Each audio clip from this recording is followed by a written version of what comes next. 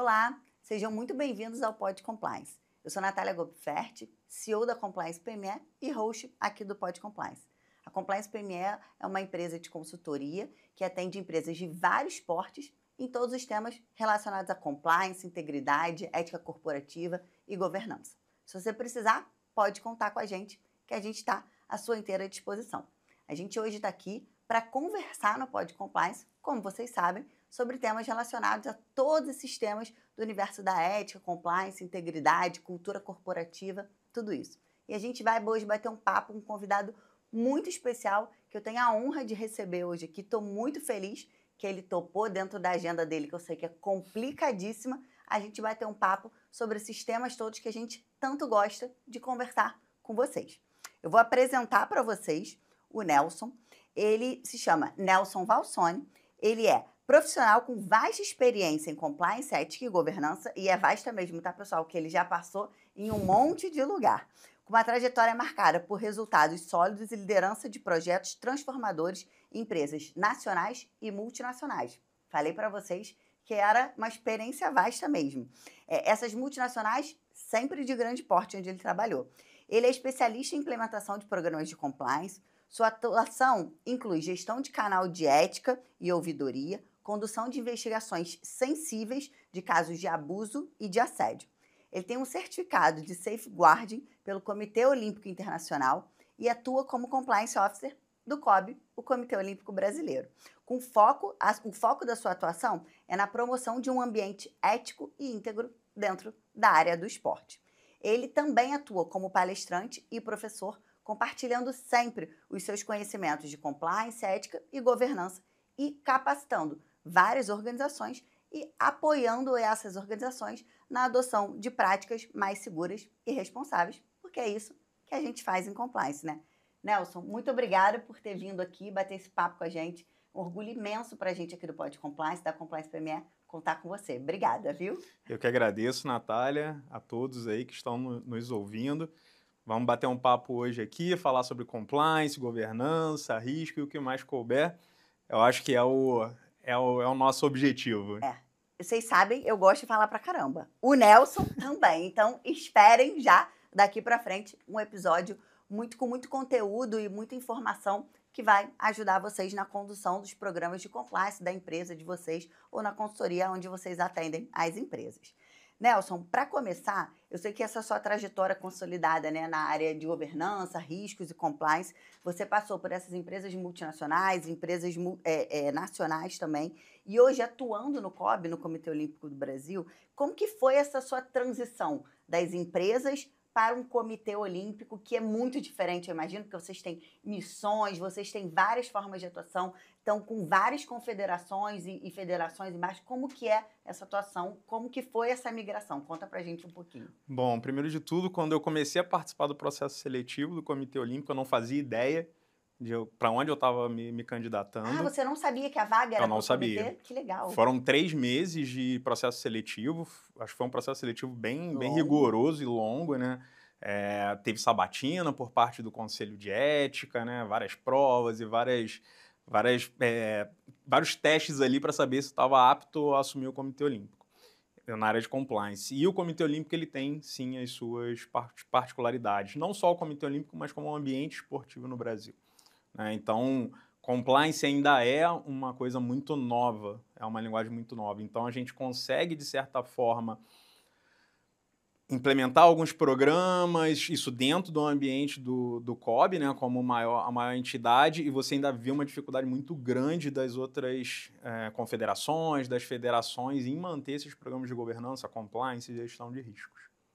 Eu imagino que seja difícil mesmo, porque quando a gente fala de compliance, fazendo um paralelo, você sabe, na Compliance PME, quando a gente cresceu, quando a gente começou, a nossa ideia era levar, porque eu e a Camila, a gente tem uma atuação muito grande, né, na advocacia com pequenos e médios empresários, e a gente via no dia a dia, naquela atuação jurídica ali, a necessidade das pequenas e médias empresas terem o mínimo de governança, o mínimo de compliance, para, inclusive, ser da cadeia de fornecimento das grandes empresas. E aí a gente criou a Compliance PME a partir dessa nossa ideia de levar esses temas para as pequenas e médias. E, no entanto, a gente teve muita dificuldade e ainda tem dificuldade quando a gente precisa falar com as pequenas organizações. As médias hoje, o tema já está muito mais inserido nas médias organizações, nas médias empresas. Mas nas pequenas, a gente vê muita dificuldade. Nas organizações sem fins lucrativos, a gente vê muita dificuldade. Eu imagino que seja isso também que vocês passam dentro do COB, nessas relações com as confederações e como... enfim, vocês tendo essas confederações embaixo de vocês, do COB, como que vocês conseguem orientar isso, mas ao mesmo tempo sabendo que tem suas limitações de uma confederação que tem as limitações, ainda mais falando de esporte brasileiro, né? Exato. Eu acho que o principal desafio, né, Natália, é você conseguir atingir essas confederações, porque elas são filiadas, reconhecidas ou vinculadas ao Comitê Olímpico, que é a entidade máxima do esporte no Brasil, mas elas são empresas independentes. Então, assim, nós hoje atuamos, estruturamos todo o programa dentro do COB e a nossa ideia, o nosso objetivo é replicar isso para os demais. A gente observa confederações que elas vão lá, pegam o pacote do que a gente está fazendo, trazem para a realidade delas com algumas adaptações e conseguem seguir. E, inclusive, algumas delas elas têm uma interação muito grande porque elas têm o interesse em trazer governança, uma visão de governança para dentro das suas entidades. Mas, ao mesmo tempo, a gente lida com algumas que não tem estrutura suficiente, não tem um entendimento suficiente. Então, assim, é um desafio, eu acho que muito aí relacionado com o que você está falando, né? Os pequenos e médios, eles ainda penam um pouco para conseguir implementar, né? Uma outra questão que eu, na hora que estava pensando aqui, o que te trazer de perguntas para, enfim, o pessoal conhecer e a gente ter um papo aqui, a gente sabe que o esporte... Eu sou uma pessoa que eu venho de uma formação esportiva desde muito pequena, porque, enfim, meus pais trabalhavam, então não tinha o que fazer quando saía da escola. Minha mãe vai e enfiava a gente na CM lá do bairro para poder, né, fazer esporte e tudo. E aí depois, quando eu entrei na faculdade, eu fui atleta da faculdade, fui presidente da Associação Atlética da faculdade, então eu tenho uma relação muito próxima com o esporte. Eu vivo o esporte muito fortemente, eu gosto, acho que o esporte, ele dá... antes até de toda essa relação de ética, integridade e tudo isso que o esporte traz pra gente, é óbvio, mas eu acho que o esporte, quando você é criança, ele dá umas outras coisas de conhecimento de corpo, de conhecimento de espaço, tudo isso que eu acho interessantíssimo. Eu acho que, inclusive, essa ideia hoje das crianças no celular o tempo inteiro, falta esse tipo de coisa que a gente fazia quando a gente era criança. Então, a gente sabe que o compliance o esporte tem essa dinâmica única, assim, de um cuidado. A gente sabe que os atletas têm uma formação nesse sentido, que as federações, os patrocinadores, o público em geral espera desse ambiente esportivo uma integridade, uma ética. A gente espera que todo mundo também seja muito engajado. Essa é a percepção que a gente tem do público em geral em relação a esses temas de ética e integridade. Quando você chegou lá no COB, quais foram os principais desafios que você enfrentou para estruturar e fortalecer essa cultura de integridade? Porque quando a gente fala do COB, óbvio, a gente está falando também dos atletas, mas a gente está falando também da organização, de todo mundo que está ali, que não necessariamente é atleta, né? Sim. O que a gente costuma falar é que o atleta é o principal ativo, né? Até bem pouco tempo atrás, o atleta... ele era, né, ele é a ponta final, mas ele não tinha tanta voz dentro desse ambiente.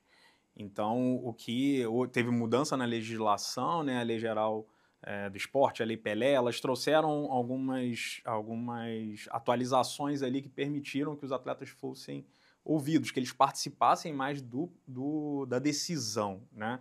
Então, hoje, o que a gente percebe o atleta é o principal ativo.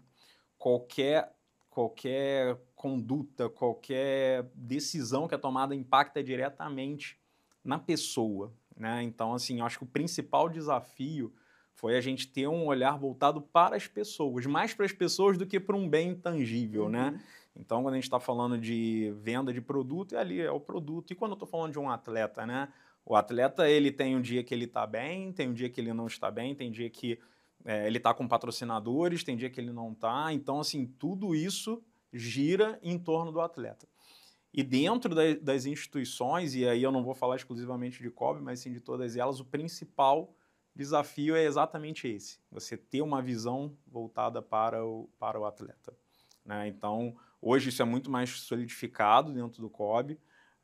A gente, como eu falei, né, eles têm hoje voz dentro da Assembleia, eles têm hoje uma estrutura que permite que eles tragam as suas preocupações. Então, o compliance ali dentro hoje, ele é um caminho, né? E quando a gente fala de compliance, evidentemente você está falando de canais de ouvidoria ética. Então, ali a gente acaba dando a voz para o atleta trazer as suas preocupações. E a partir dali, dentro das regras existentes, né, das condutas esperadas, dos procedimentos, das regras, às vezes até das instituições internacionais, né, as federações internacionais, a gente vai ali fazendo as tratativas do caso, muitas das vezes indo para um viés ético, e outras vezes só a gente dando recomendação de melhoria dentro do processo para que não aconteça uma questão ética no futuro, né? Mas como eu falei, como é um ambiente que ainda está se construindo, nem tudo conseguiu ser previsto. Então, às vezes, a gente esbarra em situações que elas não configuram uma questão ética, mas num viés de governança, né? Você está trazendo ali a melhoria para dentro do processo. Achei muito interessante que nessa sua resposta, Nelson, me lembrou duas situações. A gente, há um episódio atrás, a gente esteve aqui com a Jaqueline Souza, que ela é especializada, ela é uma advogada especializada nessas relações da economia criativa. Então, ela trouxe um ponto para a gente dessa relação com o influencer, como que o compliance lida no dia a dia ali com essa nova dinâmica social que a gente está vivendo, que são as redes sociais. E aí, a gente hoje sabe que os atletas têm acesso muito a isso. E aí, quando você falou, tem dia que o atleta não está bem, tem dia que ele tem patrocínio, tem dia que não tem. Isso tudo reflete nessa forma de se apresentar e de se colocar. E a gente sabe que até, enfim, nem pouco tempo atrás, mas há pouco tempo atrás, a gente tinha os atletas sendo representados somente pelas confederações que estavam ali, né, falando em nome daquela modalidade, tudo isso. Hoje isso já ultrapassou, porque já chegou nesse lugar dos atletas terem suas redes sociais de grande alcance, né? O quanto que isso pode, enfim, a gente sabe que pode, mas como que isso pode impactar no dia a dia de vocês lá, como que o compliance tem que atuar para... Porque, assim, eles têm, obviamente, o direito deles de estar lá, mas isso também impacta na reputação do esporte olímpico brasileiro, não só do COB, mas do esporte. Como que consegue fazer essa dinâmica? Essa é a minha primeira pergunta. E depois eu faço a outra do que eu me lembrei aqui. O principal documento é o Código de Conduta, né? Boa. Então, o que a gente lista ali como condutas esperadas de quem se relaciona com o COB é aplicável a todo mundo, inclusive aos atletas. O que a gente percebe é que há um esforço muito grande da entidade em orientar. Eu acho que a máxima hoje, exatamente por o ambiente ainda não está tão firme, né, tão solidificado, é a educação. Ótimo. Então, assim, a gente sempre orientando quanto às condutas esperadas. Existe frentes da área de comunicação para que eles, uns media trainings, para que eles consigam se relacionar, falar bem, né? Não expor situações que são mais confidenciais, vamos dizer assim. E a partir dali a gente vai monitorando o que pode acontecer ou não. Acontecem situações onde eles se pronunciam e ali pode causar algum impacto tanto para a imagem dele quanto para a imagem da entidade ou da modalidade. Mas a máxima é sempre treinamento, monitoramento do que está acontecendo e corrigir os caminhos quando a gente identifica alguma coisa fora. Agora, pegando um outro gancho, você falou sobre uma coisa que, enfim, na sua resposta anterior e nessa agora, me parece muito boa, assim, porque você nessa tocou num ponto que para mim é essencial, que é treinamento e treinamento, educação. A gente não tem uma outra forma, né? Os temas que a gente lida no dia a dia, trabalhando com compliance, com governança, com riscos, são temas que, em geral, a sociedade não está acostumada a lidar desde sempre. A gente está falando do Brasil, a gente está falando de países nórdicos aqui. Então, a gente precisa que isso seja algo educacional. Então, acho que essa sua frente é muito boa. E aí, pegando esse ponto, eu tive há pouco tempo num cliente conversando, e aí, por acaso, lá na hora do almoço, eu estava conversando com, além do pessoal da área de compliance, estava conversando com o CEO da empresa, e o CEO colocando para mim o seguinte: Natália, olha, parabéns, enfim, além de dar parabéns pela palestra, ele falou para mim, eu acho muito interessante porque você vem trazendo um viés para dentro da companhia que é um viés do compliance não policialesco, porque ele falou, Perfeito. eu sou de outras, enfim, ele está lá nessa companhia há acho que 8 anos, alguma coisa assim, das companhias anteriores onde ele trabalhava, ele falou, olha, eu era executivo de outras empresas e eu via o compliance com viés muito policialesco. Óbvio, ele não usou a palavra policialesco, eu que falei sobre isso, mas ele falou, eu via esse viés de muita punição, de, meu Deus, não pode ser isso, o compliance está aqui para, né, faca na caveira, matar os outros. Não é assim, né? Não é assim. E aí eu acho que combina com isso, que é a gente que trabalha com compliance tem uma responsabilidade muito grande de tirar o compliance e a governança desse lugar que nos foi colocado nos últimos anos, que é um lugar de policiar a vida das pessoas. Não é isso que a gente faz. O que a gente deve fazer, que é o nosso trabalho, é se preocupar com a integridade, com a reputação daquela empresa e, consequentemente, daquela organização e, consequentemente, de todo mundo que se relaciona com ela, né, Nelson? E isso vai nesse lugar da educação, do treinamento, Da orientação, né? Nossa. Eu vou até falar aqui olhando para a câmera, acho que é a Vai primeira lá. vez. O que eu costumo levar para dentro da entidade, e aí isso é muito da experiência, né, que você tem, eu já atuo nessa área há mais de 20 anos, é que o compliance ele precisa ser colaborativo. Exatamente o que você falou. Compliance que fica caçando pessoas que estão fazendo coisas erradas, supostamente, né? Supostamente fazendo coisas erradas. Compliance que está ali preocupado em punir, em chamar atenção. E eu percebi durante a minha carreira que é um compliance que ele funciona, óbvio, porque você tem mecanismos para isso. Mas ele funciona durante um pequeno espaço de tempo, Exato. né? Depois as pessoas acabam meio que assim, ignorando, né? Falando assim, olha, ou então, que eu acho que é pior, elas começam a esconder situações que acontecem dentro da empresa. Né? Então, o que eu percebo e o que eu levo muito nos treinamentos é assim, pessoal, tá passando por alguma situação desconfortável, às vezes é até uma não conformidade normativa, qualquer coisa nesse sentido, você não precisa ir lá pessoalmente na minha sala, você tem um canal independente, você tem meu WhatsApp, se quiser mandar diretamente, e é interessante porque quando a pessoa ela quer trazer alguma coisa, ela vai te achar de algum jeito. De algum jeito. Eu já recebi até denúncia no LinkedIn, a pessoa num externo, né? A pessoa me achou no LinkedIn, fez a denúncia ali, e dali a gente acabou fazendo todas as interações e tal, todas as tratativas, mas quando a pessoa quer, ela busca. Então, assim, e é o que eu falo muito lá dentro, não adianta a gente querer policiar. Exatamente porque é uma coisa que ainda está se formando. Se eu começar punindo, eu já vou começar traumatizando as pessoas no que elas têm que fazer. E assim, eu consigo perceber, eu já estou atuando há 5 anos no COB, na frente da área, eu vou para o 6º ano agora, e eu consigo perceber essa colaboração, exatamente por esse viés que a gente adota de não ser punitivo. Mas, é o que eu costumo falar, vamos jogar dentro da regra. É isso. Quem estiver fora da regra vai ser processado, vai ser analisado, processado e vai dar as consequências que tem que ter. A gente ter um compliance preocupado com pessoas, preocupado com evolução, um compliance que não é policialesco, isso não significa que as pessoas que descumprirem as regras não vão ser punidas. Muito pelo contrário. É para que isso aconteça. No entanto, o que a gente está falando, né, Nelson, aqui nesse nosso papo, é justamente essa ideia de que o compliance não seja esse lugar de só punição. O compliance precisa ser de educação. Né? A gente precisa primeiro educar, a gente precisa falar sobre os temas para depois, se for o caso, chegar à fase de punição. A gente precisa primeiro levar a informação. A gente sabe, eu costumo dizer que as organizações, as empresas, elas são o microcosmo da sociedade. Então, quando a gente está dentro de uma organização, dentro de uma empresa, o que está acontecendo ali nada mais é do que o que acontece na sociedade. Sim. Então, a gente já teve um cliente que ele falava, na minha empresa não acontece racismo, era o dono da empresa. Aí seu fulano, é claro que acontece, o senhor pode querer não ver, mas assim, é claro que isso acontece. Pode não chegar até ele, exatamente, né? Não, é porque no caso dele ele queria ver mesmo.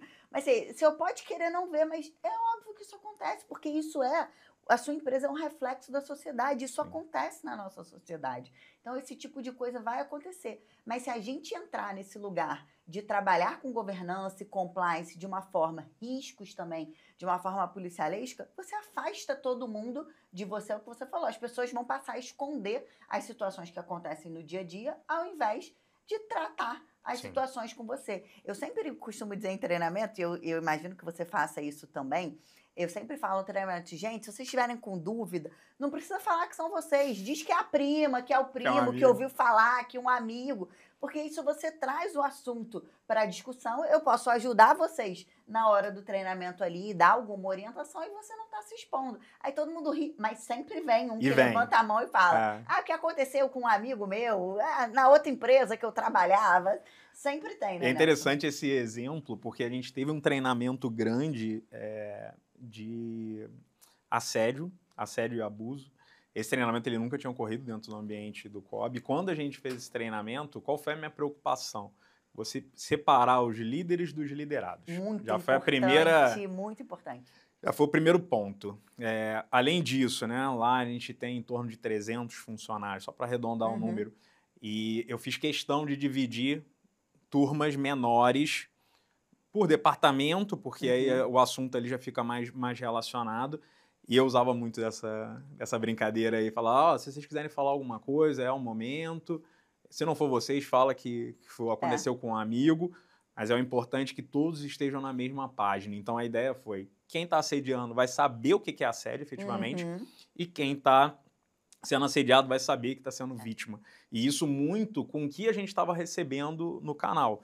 E como o canal do COB ele é aberto que eu falo, eu recebo de todo o movimento olímpico, Entendi. não necessariamente são coisas que estão acontecendo dentro da entidade, mas sim estão acontecendo dentro do movimento olímpico. Então, a partir disso, a gente trouxe esse treinamento, o feedback foi muito bom, as pessoas, só de ter feito essa separação, as pessoas gostaram muito. E acontecia muito disso. Fala assim, olha, trazer uma situação aqui que aconteceu com um amigo meu, a gente fala, fica à vontade, pode Acreditamos falar. que é com seu amigo, que é o que importa. Tem um outro ponto que você tocou aí agora sobre essa questão de separação de líderes e liderados, que eu sempre costumo falar quando eu falo de assédio. Até nesse cliente que eu citei, eu fiz essa diferenciação. Por que eu acho isso muito importante? Porque hoje a nossa sociedade evoluiu, né, Nelson? Pro bom e pro que não é tão bom assim. E ok, disso a gente não tem como voltar atrás. Mas isso também, com esse acesso que todo mundo tem à informação, tudo virou assédio, né? E quando tudo vira assédio, nada vira assédio. Então eu gosto de falar, é um dos treinamentos que eu mais gosto de fazer, de falar sobre assédio. Eu acho que a gente tem muita coisa para colocar sobre esse tema, mas eu faço questão de fazer essa separação. E eu faço questão também de explicar, além do que é assédio, eu gasto um bom tempo do treinamento ali focando no que não é assédio.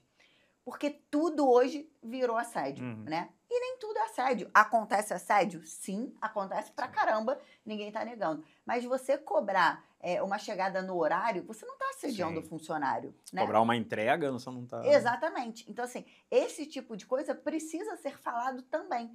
Porque você cobrar o funcionário da entrega, do atraso, do cumprimento, enfim, das suas funções de maneira correta, isso não é uma situação de assédio. E a gente precisa falar sobre isso. Sim. Então, isso eu acho que é um outro ponto que sempre que eu falo de assédio, em especial assédio moral, eu gosto de tratar, porque eu acho que as pessoas, a gente precisa levar, volta naquele ponto que a gente estava falando, a gente precisa levar conhecimento. Então, a gente está falando de treinamento, a gente está falando de educação. Existe assédio? Sim, como sempre existiu. A diferença é que hoje a gente está sabendo o que é. Mas a gente precisa saber mais ainda o que não é, para que o canal não vire, enfim, uma enxurrada. Não só o canal, mas que também o líder não deixe de conseguir liderar a sua equipe. Porque isso acontece muito também. Quando ele não sabe, o líder não sabe até onde ele pode ir, né, Nelson, na cobrança da situação, ele fica de mãos atadas, ele não consegue exercer a sua função de líder, porque ele fica, meu Deus, não posso falar nada, porque tudo é assédio. E a gente sabe que não é assim, né? E aí o pessoal fala, né, vou lá no compliance, né, já começa aquelas ameaças ali, né?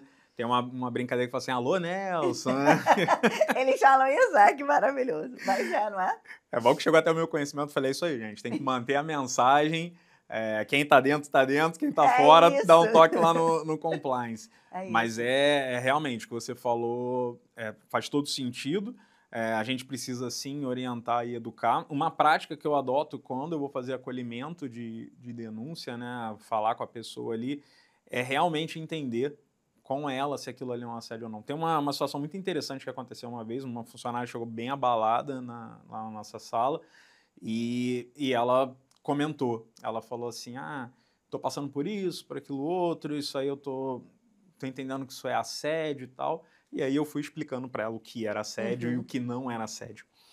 Mas o que foi mais interessante, a gente está aberto ali para receber as denúncias e processar caso tenha algum indício realmente, mas o que foi interessante foi o feedback que ela me deu no dia seguinte.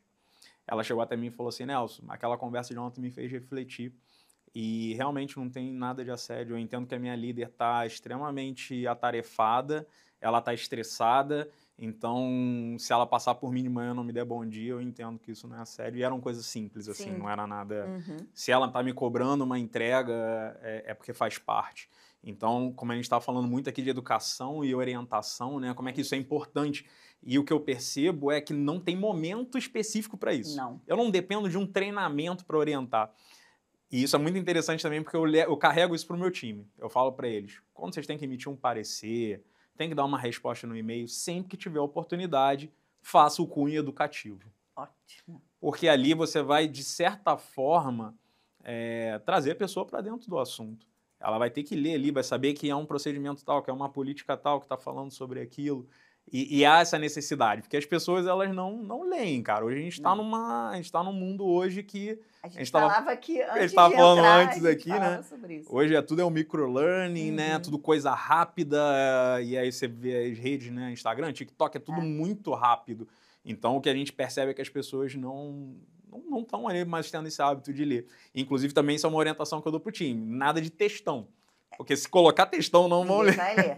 Isso é então, verdade. sejam pontuais e diretos no que vocês precisam orientar e passar e responder. Eu acho que a gente, enfim, consegue chegar aqui nesse lugar da importância da educação e de treinamento para a área de compliance, porque é importante, né? Não só para nós, enquanto profissionais, em termos de crescimento, mas de educar a organização, a empresa como um todo. Eu acho que isso é muito importante, todo mundo que atua.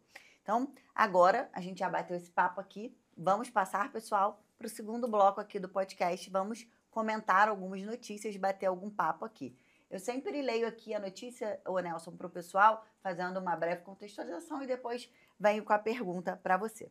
A primeira notícia que eu trouxe aqui é uma notícia que na semana passada me chamou muito a atenção quando eu li, que é Compliance Preditivo, a nova geração dos programas de integridade.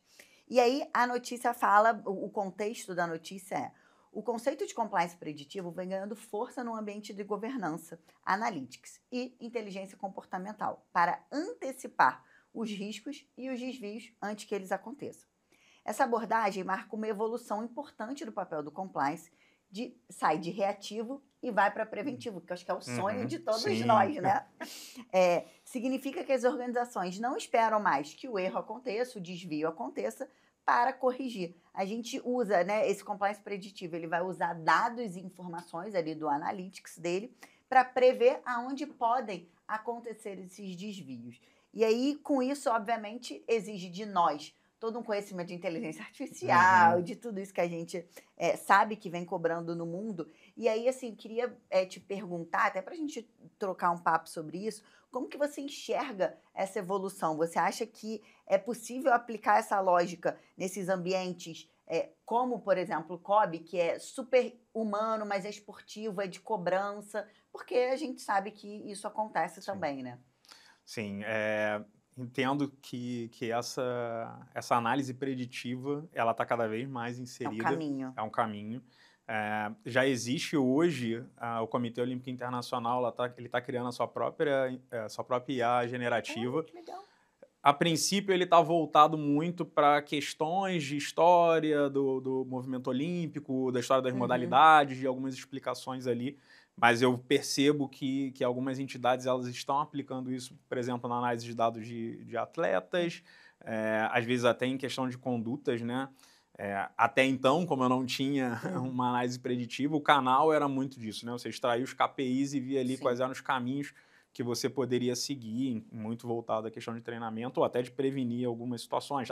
Tô vendo que está acontecendo muito isso, eu tenho uma lacuna normativa, então eu preciso preencher aquilo dali. Vejo muito nesse ambiente, vejo muito nas situações de manipulação de resultados. Olha!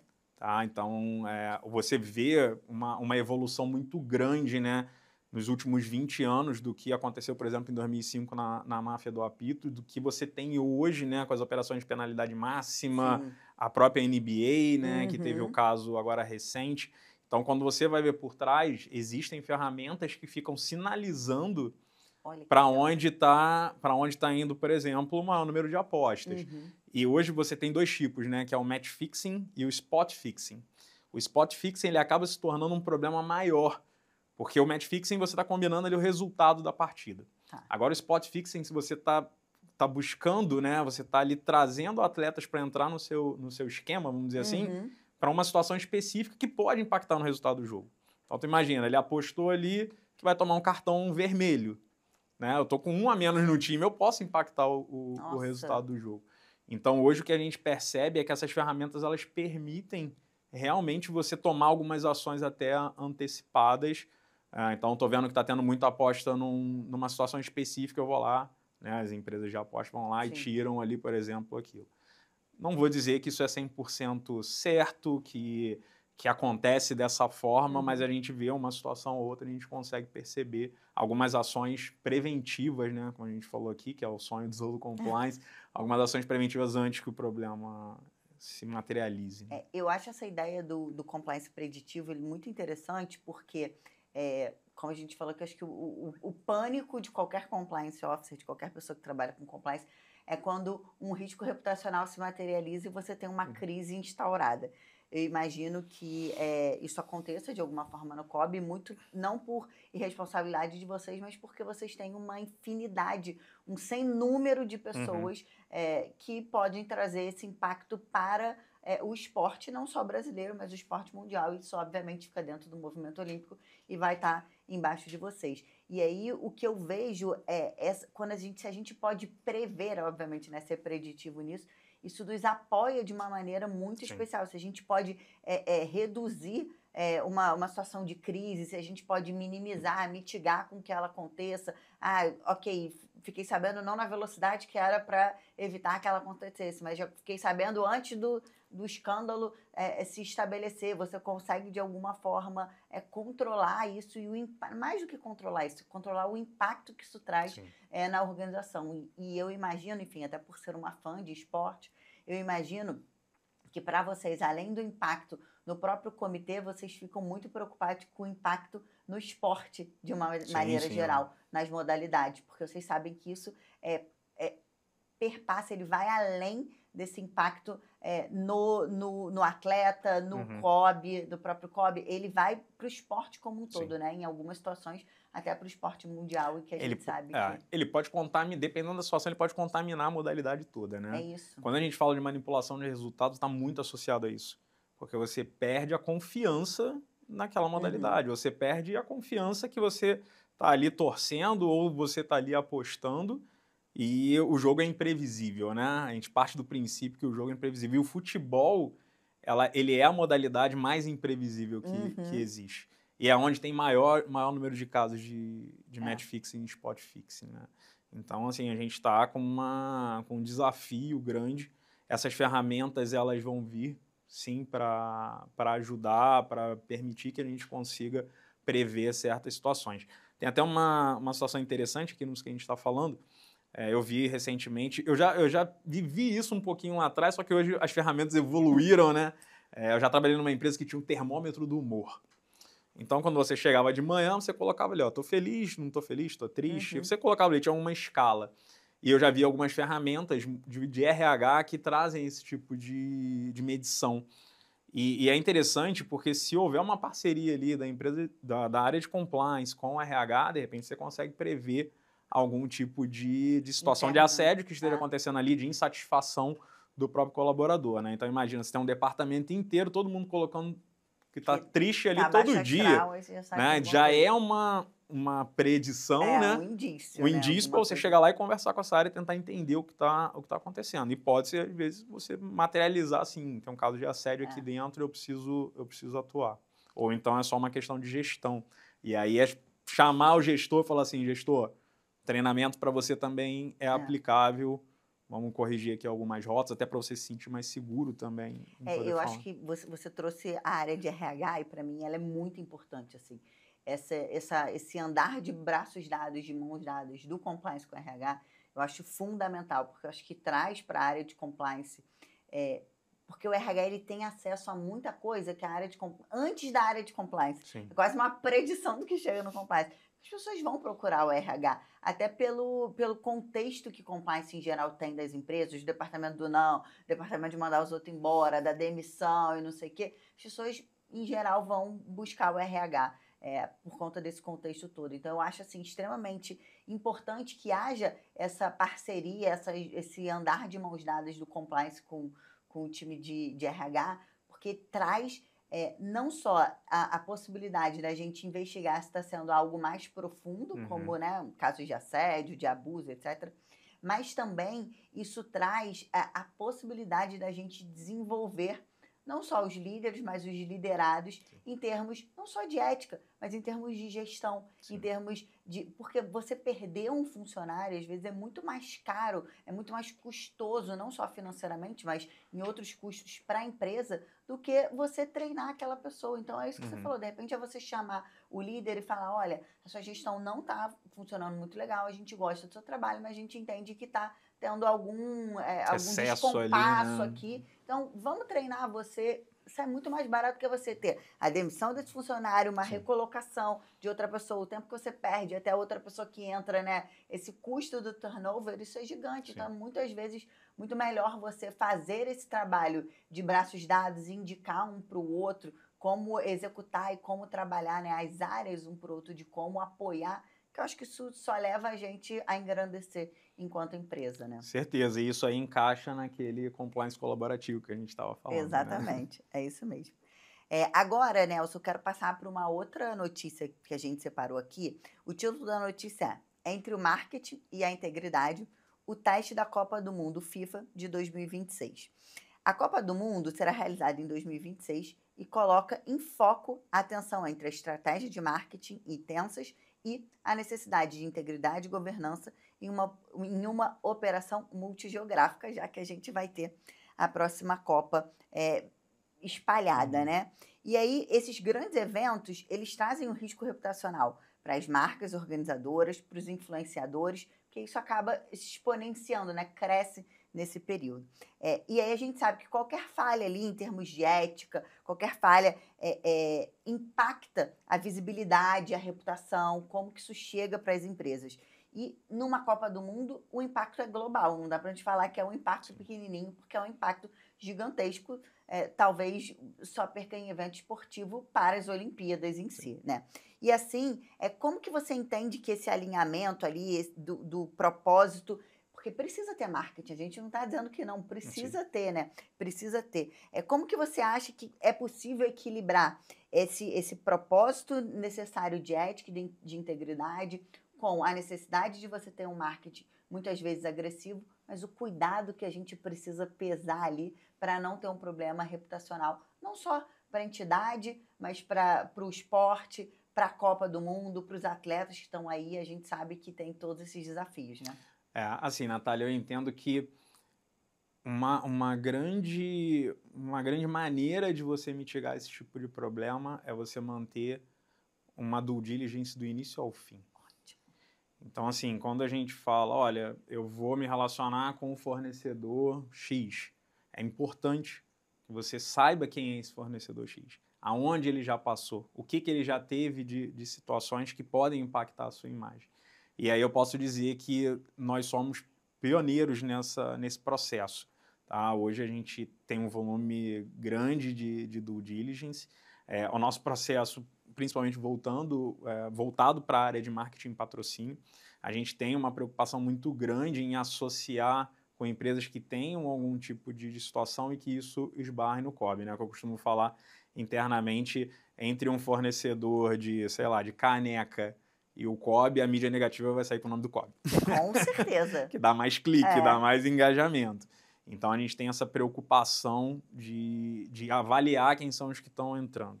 Ao mesmo tempo, a gente tem a preocupação de definir cláusulas e condutas esperadas daquele fornecedor. É uma prática, né? Como muitas empresas fazem isso, a gente colocar lá o link de código de conduta para que ele dê, e algumas outras políticas, porque nós temos políticas específicas do esporte. Então, a gente tem um programa chamado Esporte Seguro, que ele fala sobre a segurança do atleta nos seus ambientes. Então, como a gente sabe que às vezes o fornecedor ele vai estar no mesmo ambiente que o atleta, ele vai esbarrar com o atleta em alguma situação, ou às vezes ele está prestando um serviço para o atleta, ele precisa conhecer tudo isso. Então, essa é a segunda barreira aqui que a gente cria para trazer mais confiança. E no final, o monitoramento, né? Então, assim, às vezes o evento ele acabou, a missão ali acabou, mas você fica ali com aqueles resquícios, né? Que podem surgir e dali você trazer algum tipo de risco também para a empresa que você está atuando.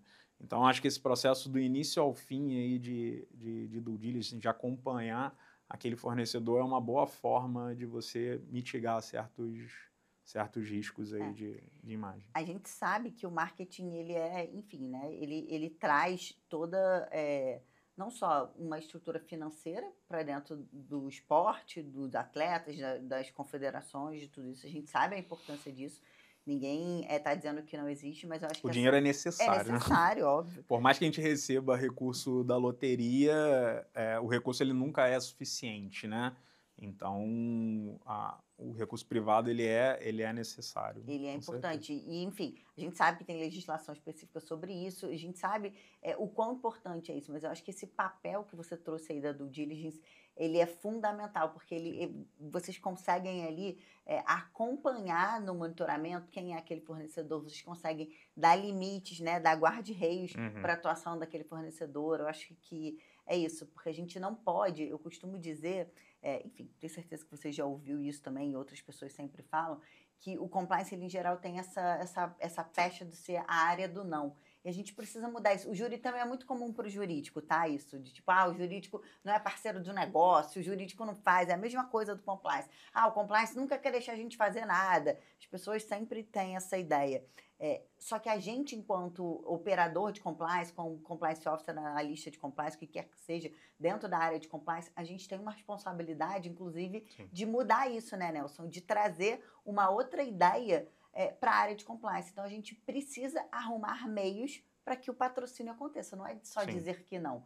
E é a forma como a gente tem, nesse caso, de fazer com que o patrocínio aconteça, porque é importante não só para aquela modalidade, mas para aquela enfim, competição que está acontecendo ali, a gente adequar, a gente trazer guarda-reios, a gente controlar. Sim. Eu acho que isso é muito importante, né? Então, ter esse compasso para que a coisa não deixe de acontecer, a gente ser um parceiro de negócios e trazer o mínimo de cuidado possível para evitar os riscos, eu acho que isso é importante, é fundamental. Perfeito, né? Natália. E é também uma coisa que a gente vai aprendendo aí com a estrada, né?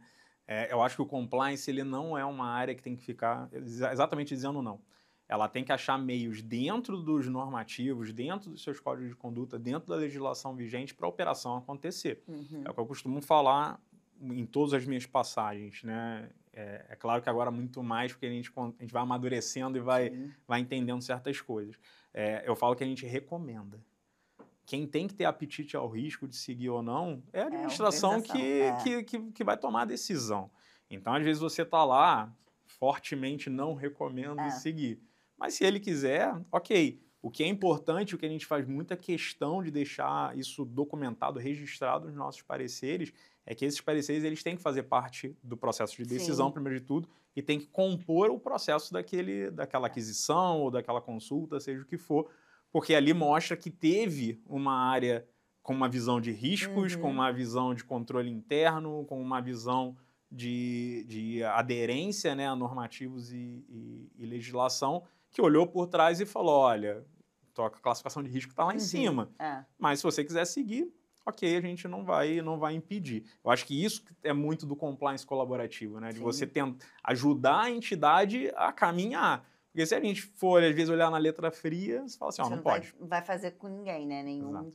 E esse era um outro passo, assim, que eu ia te perguntar, Nelson, aqui para a gente já caminhar para o fim, quando vocês fazem uma recomendação de não contratação e ainda assim, enfim, por N motivos, quaisquer que sejam, a administração decide seguir na contratação, a gente tem um papel muito importante de, ok, vai seguir, então vamos minimizar ao máximo esse risco aqui, vamos reduzir o tempo de monitoramento, vamos acompanhar isso mais de perto para poder dar mais segurança para aquela, porque às vezes a tomada de decisão é necessária. Eu tenho um caso que eu sempre conto quando eu dou aula de due diligence, a gente tem um curso na Compliance PME de due diligence, eu sempre conto esse caso, que na época ainda que, bem lá no nosso início, eu atendi uma empresa que ficava no Amapá.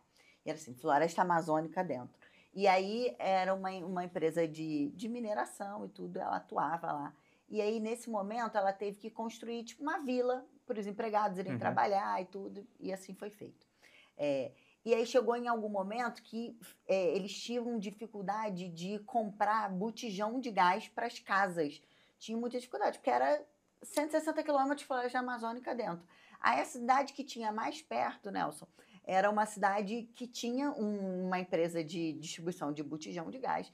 E nessa empresa de botijão de gás, o dono da empresa era o filho do prefeito da cidade. E na política da empresa tinha uma orientação de que não podia manter esse tipo de relação com o agente público, né? Que fosse uma pessoa politicamente exposta, era proibido. Só que a gente entendeu o seguinte, não tem como, a gente não vai conseguir comprar isso em outro lugar. Então, vamos reduzir o tempo de monitoramento, vamos acompanhar de 3 em 3 meses essa relação do filho do prefeito lá da cidade para poder checar se tem algum problema, se for o caso, a gente para a qualquer momento, porque a ideia é essa. Se eu for seguir a letra fria do negócio, eu vou falar, não compra botijão com essa pessoa. Mas qual o trabalho e o impacto geral de faltar gás para as pessoas cozinharem, aí você deixa de ter os funcionários ali. Assim, você vê, era um custo pequeno, relativamente pequeno, quando você fala de uma empresa mineradora, o custo do botijão de gás para aquelas famílias, ele era um custo pequeno. Mas o impacto que aquilo podia trazer, inclusive na operação da empresa, fez com que decidissem seguir por aquela contratação. E isso trouxe, obviamente, um olhar do compliance de cuidado. Eu preciso ter um cuidado para isso daqui, porque está descumprindo um normativo, mas ok, estamos todos cientes que está descumprindo, mas a gente decidiu correr esse risco. Então, acho que é esse o caminho que a gente precisa ter, né? De vou fazer sabendo que é um risco grande, então eu vou mitigar ainda mais esse risco, acompanhar muito mais perto e trazer essas outras opções, né? E ter muito esse alinhamento, né, entre o compliance e a auto-administração, né? Porque às vezes, assim, a gente percebe, né, e aí também muito da experiência, né, que a gente tem, que às vezes há esse descolamento, né? O compliance fica numa salinha lá isolado, ele já não fala com muitas pessoas porque ele também não quer manter um relacionamento ali dentro, para ninguém confundir as coisas, e ele fica ali isolado e não há essa comunicação, né? Não há essa integração. Mas é isso mesmo, Natália, eu acho que a gente tem que ser colaborativo, a gente não pode ficar só dizendo não, a gente tem que buscar soluções. Eu vejo cada vez mais também o compliance como um agregador em soluções, principalmente pelo conhecimento que ele tem, né, dos normativos internos, da legislação, da conduta esperada. Então, eu entendo que o compliance cada vez mais ele tem que colaborar. E a palavra é essa, compliance colaborativo, volto a dizer. Cada vez mais a gente ser um agente de trazer a solução dentro da limitação da nossa atuação ali também. Muito bom. Pessoal, a gente está chegando ao fim aqui. Nelson, quero te agradecer profundamente por, primeiro, ter topado vir aqui conversar com a gente. Segundo, por essa troca aqui que a gente fez, que é um bate-papo, né? A gente vai conversando, trocando. Eu acho que isso agrega muito ao pessoal que está vendo e ouvindo a gente. Eu acho que isso é fundamental. As pessoas conhecerem compliance officer, outras pessoas que estão no dia a dia, que a gente consegue discutir aqui temas que são do nosso dia a dia e não só teoria. Teoria é ótimo, ninguém aqui está contra a teoria, mas a prática, ela traz a gente o nosso dia a dia para um outro lugar. Então, a gente conhecer com a prática do outro também é muito importante. Então, mais uma vez, obrigada por dividir, não só comigo aqui, mas com todo mundo que está vendo e ouvindo a gente, a sua experiência prática, porque faz uma diferença enorme na vida de todos nós que estamos aqui aprendendo com você falando sobre esses temas. Obrigada mesmo, viu? Eu que te agradeço, Natália. Eu acho que o aprendizado ele é mútuo, faz parte do processo de evolução. Queria agradecer a Compliance PME também, a iniciativa da gente poder aqui trocar essas ideias. Eu acho que a gente fica muito no nosso mundinho, né? A gente se encontra ali, faz uma reunião aqui, outra ali, conversa, troca experiências. Claro que muito limitado aí pelo sigilo das Sim. informações que a gente tem que manter, mas eu acho que aqui é um excelente canal para que a gente possa, sim, trocar e mostrar e falar assim, cara, a teoria é muito bonito, mas quando você está na prática ali, vendo as coisas acontecendo no dia a dia mesmo, né, na velocidade que as coisas acontecem muitas das vezes, é muito importante a gente estar alinhado aí compartilhando essas experiências. É isso Te mesmo, agradeço, muito obrigado. porque a teoria ela é ótima, mas quando você está com a teoria na mão e o problema vem, você fala, meu Deus, por onde começar? Então é importante essas divisões práticas aqui e que a gente faz, que a gente leva para todo mundo. Pessoal, assim a gente encerra mais um episódio aqui do Pod Compliance. Eu espero que o conteúdo tenha agregado para você, assim como agregou aqui para mim também, muito conhecimento, muita, inclusive, informação nova para mim chegou aqui hoje, nesse papo com o Nelson. E eu espero que esse episódio tenha te ajudado a enxergar o compliance, a governança, a ética e a integridade com mais clareza e mais profundidade e, óbvio, menos burocracia, que é o que a gente deseja. Então, se você curtiu esse episódio, o Pod Compliance, segue a gente nas redes sociais, curte aqui no seu tocador preferido, marca aqui, ativa o sininho, que a gente toda semana, a cada 15 dias, vai estar trazendo para vocês um novo episódio, sempre com um convidado, ou então comentando algum tema do momento. Então, quer mandar alguma sugestão de tema, de alguma coisa, também escreve para a gente aqui nos comentários, que a gente traz sempre para vocês. Muito obrigada e até a próxima. Tchau, tchau.